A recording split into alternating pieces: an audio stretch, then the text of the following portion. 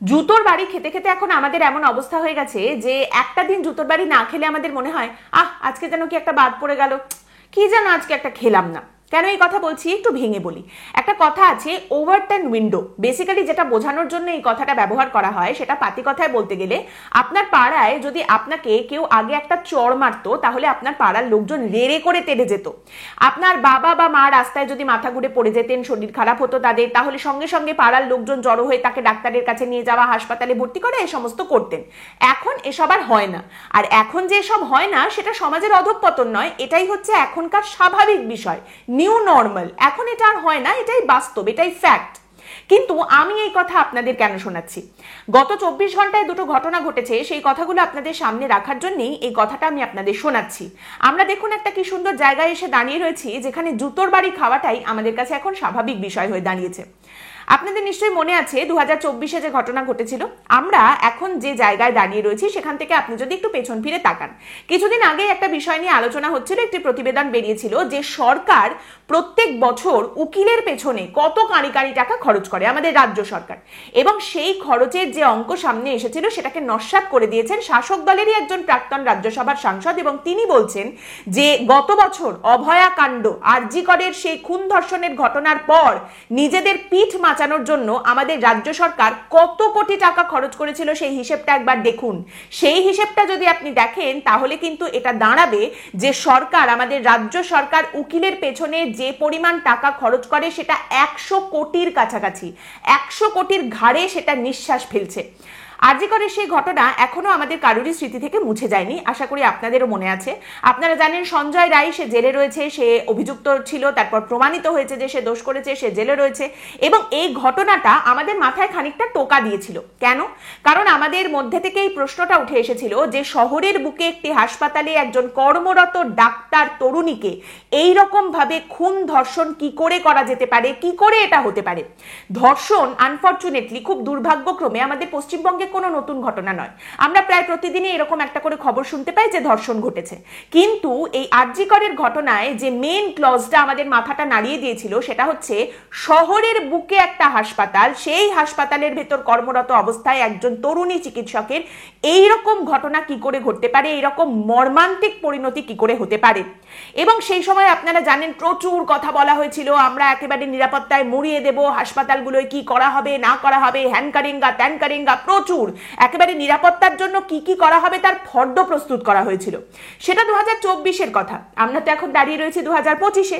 তাহলে এক বছরের মধ্যে আমরা কোথায় এসে দাঁড়িয়েছি? ওই যে বললাম এক বছরের মধ্যে জুতো খাওয়াটা আমাদের কাছে স্বাভাবিক বিষয় হয়ে দাঁড়িয়েছে। 2025-এ আমরা কোথায় দাঁড়িয়ে আছি একবার দেখুন, 2025-এর ঘটনা। এবং এই ঘটনা কোথায় ঘটছে? আবারও শহরের বুকে একটি হাসপাতালে। আর সেটা কোন হাসপাতাল? পশ্চিমবঙ্গের সব থেকে গুরুত্বপূর্ণ এবং সম্ভবত 1 নম্বর সুপার স্পেশালিটি হাসপাতাল SSKM হাসপাতাল, যেটাকে অনেকেই পিজি হাসপাতাল বলে চেনেন। পশ্চিমবঙ্গে এর থেকে বড় এবং এর থেকে বেশি সক্ষম হাসপাতাল আর কোনো নেই। এবং এই SSKM হাসপাতালের ঘটনা, দিনে দুপুরে SSKM এর মতো একটি হাসপাতালের ভেতরে এক নাবালিকাকে ধর্ষণের চেষ্টা করা হয়েছে। রাতের অন্ধকারে নয়, আরো একবার ভাবুন, SSKM এর মতো এত বড় একটা হাসপাতাল, এত মানুষজন সেখানে, এবং সেখানেও দিনে দুপুরে একজন নাবালিকা, একটি মেয়েকে ধর্ষণ করার চেষ্টা করা হয়েছে। আপনারা এটা শুনে একটু আশ্চর্য লাগতে পারে যে এরকম একটা ঘটনা কি করে ঘটতে পারে। জানা যাচ্ছে যার বিরুদ্ধে অভিযোগ যে এই ঘটনাটা ঘটিয়েছে সে শম্ভুনাথ পণ্ডিত হাসপাতালে গ্রুপ ডি পদে কর্মরত ছিল। এবার শম্ভুনাথ পণ্ডিত হাসপাতালে কর্মরত থাকার কারণে SSKM এ সম্ভবত তার যাতায়াত ছিল। বর্তমানে আবার সে NRS হাসপাতালে কাজ করছিল এমন খবরও সামনে উঠে আসছে। সেই ব্যক্তি আজ SSKM হাসপাতালের ভেতরে ঢুকে গেছেন এবং তার নাম অমিত মল্লিক। এইবার SSKM হাসপাতালে এক নাবালিকা তার মা এবং দাদুর সঙ্গে ডাক্তার দেখাতে এসেছিলেন। ওপিডিতে টিকিট করার জন্য মা গিয়েছিলেন এবং সেই সময়ও তিনি কিন্তু মেয়েকে একা রেখে যাননি, দাদুর কাছে রেখে গিয়েছিলেন। তখন এই অমিত মল্লিক ব্যক্তি ওই দাদু এবং নাতনির কাছে আসে, নিজেকে ডাক্তার বলে পরিচয় দেয়, শিশুরোগ বিশেষজ্ঞ নিজেকে বলে। তারপর ওই নাবালিকাকে সেই ওপিডির যেখানে তারা অপেক্ষা করছিলেন ডাক্তার দেখানোর জন্য সেখান থেকে ট্রমা কেয়ারের শৌচাগারে নিয়ে যায় এবং সেই শৌচাগারের ভেতরে তাকে মলেস্ট করে, তার শ্লীলতাহানি করেছে এবং তার ধর্ষণ করার চেষ্টা করেছে। এই অভিযোগ উঠে আসছে। SSKM হাসপাতালের ভেতর দিনে দুপুরে এই ঘটনা ঘটেছে, এই তথ্য সামনে উঠে আসছে।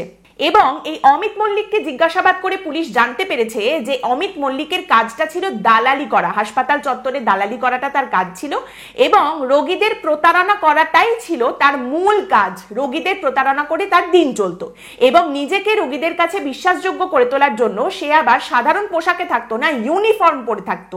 এইবার আপনি ওভারটন উইন্ডোর খেলাটা দেখুন। আমাদের পশ্চিমবঙ্গের বুকে এখন পরিস্থিতি এইরকম যে গ্রুপ ডি পদে কর্মরত একজন ব্যক্তি তিনি দালালি করছেন, এটাই কারোর রেড ফ্ল্যাগ মনে হয়নি, কারোর মনে হয়নি এটার কোনো অসুবিধা আছে। গ্রুপ ডি পদে কর্মরত একজন ব্যক্তি দালালি করতেই পারেন, এটা তো স্বাভাবিক, নিউ নর্মাল পশ্চিমবঙ্গে। এবার তিনি নিজেকে বিশ্বাসযোগ্য করার জন্য গায়ে ইউনিফর্ম পরে থাকতেন, ডাক্তারদের কোট গায়ে দিয়ে রাখতেন।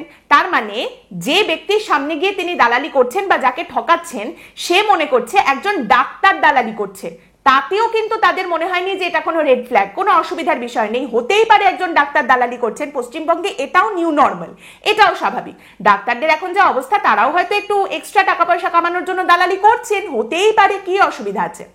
এইবার দাদুর সঙ্গে নাতনি ছিলেন সেখানে বসে। এবার এই ব্যক্তি ডাক্তারের কোট গায়ে দিয়ে এসে নিজেকে শিশুরোগ বিশেষজ্ঞ বলে পরিচয় দিয়েছে।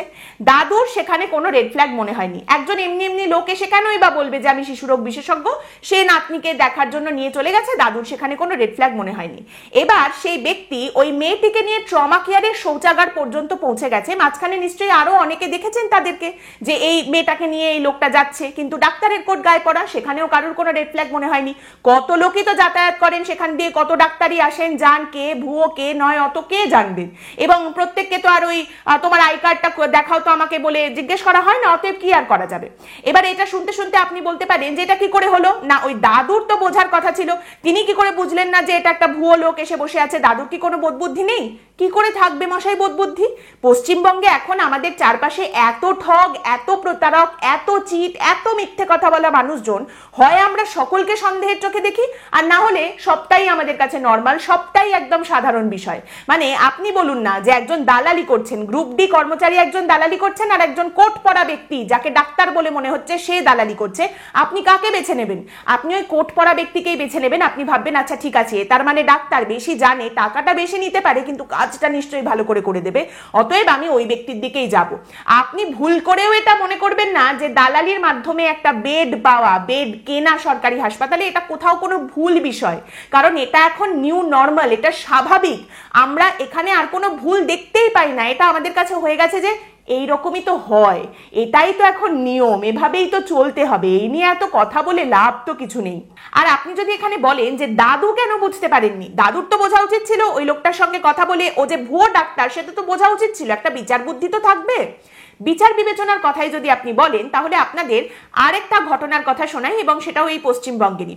কিছুদিন আগে এই খবর সামনে এসেছে, অনুপম বোস, ডাক্তার অনুপম বোস, তিনি হাওড়া এলাকায় দারুণ একেবারে ডাক্তারি করছেন, পসার জমে উঠেছে তার, বিভিন্ন জায়গায় চেম্বার করছেন, এলাকার মানুষজনের কাছে তিনি একেবারে ভগবান, ডাক্তারবাবু ভীষণ ভালো।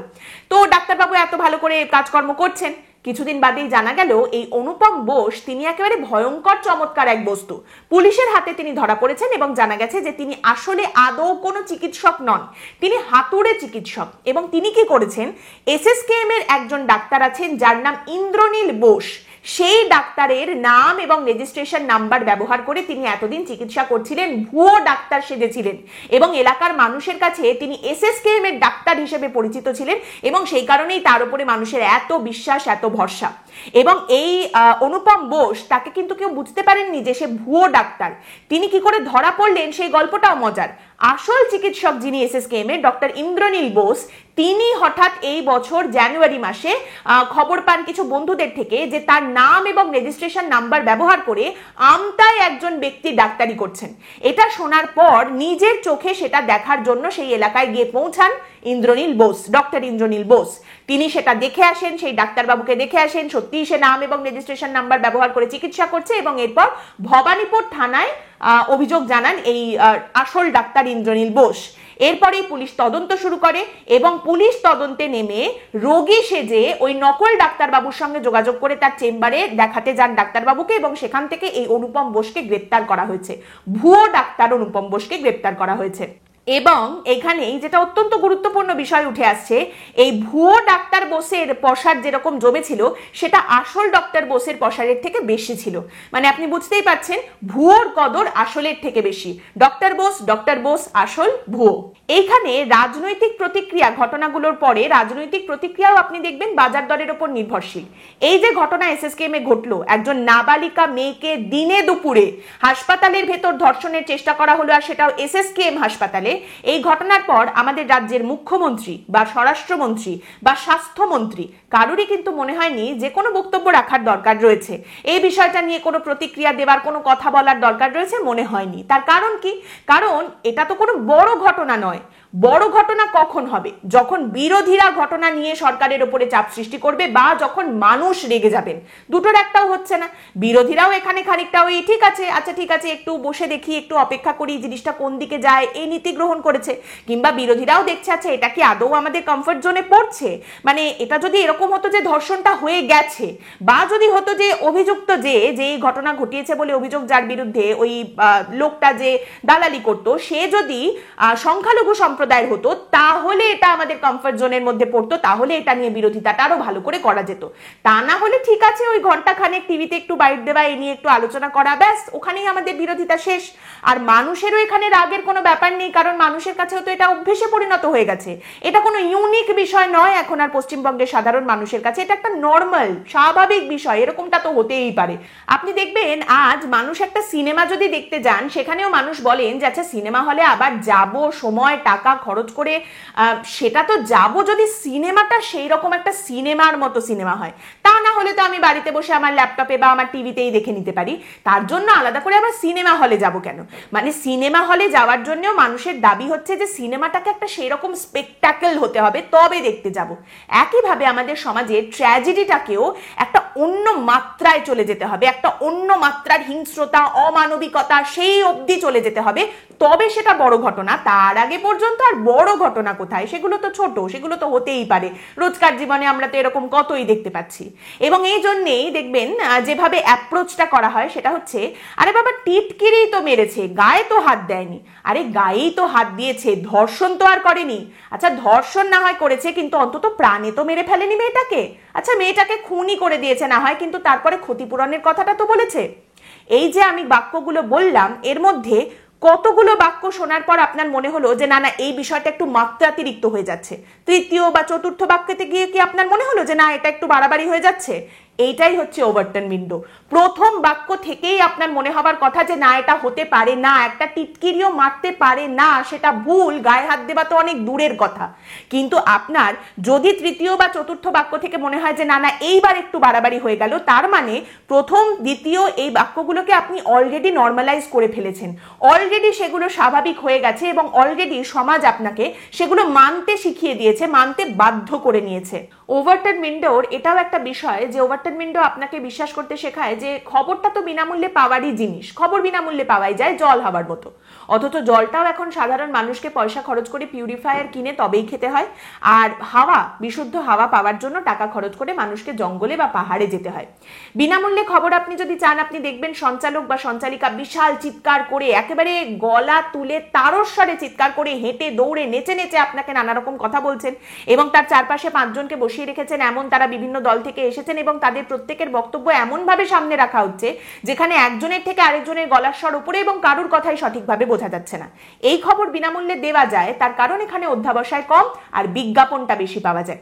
কিন্তু কোথাও গিয়ে যদি মনে হয় যে শান্তভাবে কয়েকটা কথা, খবর, সত্য জানার দরকার রয়েছে, কোথায় কি হচ্ছে না হচ্ছে, রেফারেন্স পয়েন্ট, সেগুলো শান্তভাবে শোনাটারও প্রয়োজন রয়েছে, এবং সেটা জানতে চাই, তাহলে আমাদের এই চ্যানেলে আপনারা আসতে পারেন, আমাদের ভিডিওগুলো দেখতে পারেন, এবং আমাদের দিকে আর্থিক সাহায্যের হাতও বাড়িয়ে দিতে পারেন যদি আপনাদের মনে হয়। কারণ আমাদের এই প্রয়াসটা এগিয়ে নিয়ে যাওয়ার জন্য, এই আলো জ্বালিয়ে রাখার জন্যও আমাদের টাকার প্রয়োজন হয় অবশ্যই। এবং সেক্ষেত্রে আপনারা আমাদের এই ভিডিওর নিচে যে থ্যাঙ্কস অপশন রয়েছে, সেই থ্যাঙ্কস অপশনে ক্লিক করে এককালীন অর্থ সাহায্যের মাধ্যমে আমাদের পাশে এসে দাঁড়াতে পারেন, অথবা এই চ্যানেল হঠাৎ যদি উঠলো কথার মেম্বার হতে পারেন আপনারা আমাদের চ্যানেলে জয়েন করে। এখানে আমরা ভিড় থেকে সরে এসে কাজ করতে পছন্দ করি, একটু অন্যরকম ভাবে ভাবার চেষ্টা করি, এবং সেক্ষেত্রে আরো একটা বিষয় খুব সত্যি, যার খাবে নুন তার গাবে গুণ। আমাদের যেহেতু শুধুমাত্র মানুষ সাহায্য করেন, তাই অন্য কোনো দিকে না গিয়ে আমরা মানুষের দিকে থাকার চেষ্টা করি, একমাত্র মানুষের প্রতিই আমরা দায়বদ্ধ। একটা সমাজের অবক্ষয় তখন সম্পূর্ণ হয় যখন আয়নায় আমরা নিজেদের দেখে চিনতে পারি না, কিন্তু ওভারটার্ন উইন্ডো এতটা সরে যায় যে সেই ওভারটার্ন উইন্ডো আমাদের এটা বিশ্বাস করায় যে তুমি আয়নায় নিজেকে দেখে চিনতে না পারলেও এইটাই তো স্বাভাবিক, এইটাই তো নিউ নর্মাল। এর বিরুদ্ধেই আমাদের লড়াই। অস্বাভাবিককে স্বাভাবিক বলে মেনে নেওয়ার বিরুদ্ধে আমাদের এই লড়াই, আমাদের এই ছোট্ট প্রয়াস। আর কি, আজকের পর্ব সম্পর্কে আপনাদের মতামত অবশ্যই জানাবেন। পরের দিন দেখা হবে অন্য বিষয় নিয়ে আলোচনায়। ভালো থাকবেন।